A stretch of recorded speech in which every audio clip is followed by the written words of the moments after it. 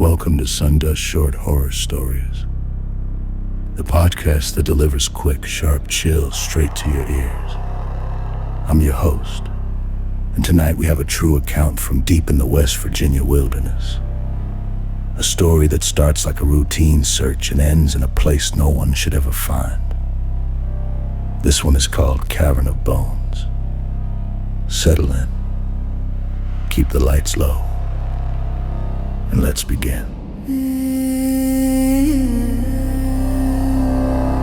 I'm a sheriff in a small town on the edge of the Monongahela National Forest in West Virginia. Most days around here are quiet. Not much happens. But one fall, that changed. The forest is huge, almost 1 million acres of thick woods, steep hills, and hidden caves. If you don't know what you're doing out there, you can disappear for good.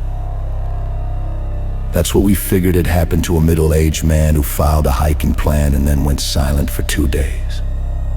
A missing persons report came in, so I rounded up help from a couple of nearby counties and we headed in. The odds of finding him, or even a clue, were slim. The place is just too big. 5 hours into the search, we spotted something strange, a hat and a pair of hiking shoes hanging high in a tree, way higher than any person could climb without serious gear. It didn't make sense. We marked the spot with GPS, but left them dangling, too risky to retrieve right then, and kept moving. By dusk, we made camp. We were eating around the fire when we noticed movement far up a hillside, inside the mouth of a cave. It was almost dark, but something big was shifting around, and there could have been a bear. We kept our rifles close and waited. Nothing came down that night. Morning broke cold and clear. One of the deputies suggested we check the cave. Maybe the hiker had run into trouble with whatever was inside. Nobody was excited about it, but we went anyway.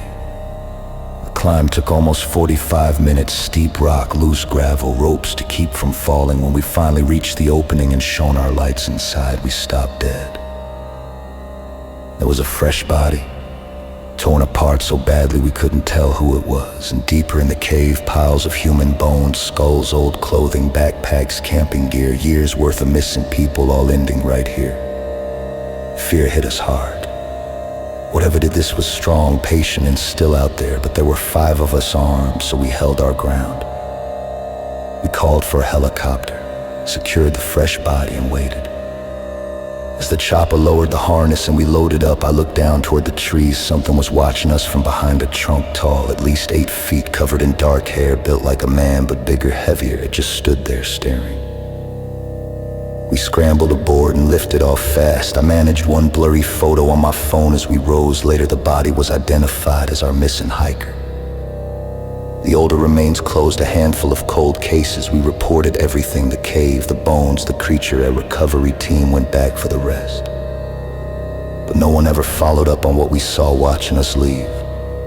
To this day, when visitors ask about hiking deep in those woods, I tell them the same thing: stick to the trails, don't go too far. Something's waiting out there, and it doesn't like company. That's Cavern of Bones, short, real, and cold enough to stick with you. If these quick hits of horror are your thing, do me a favor, smash that like button, leave a review if you're feeling generous, and most importantly, hit subscribe so the next story finds you without warning. Share it with someone who won't sleep tonight. We'll be back soon with more dust and shadows.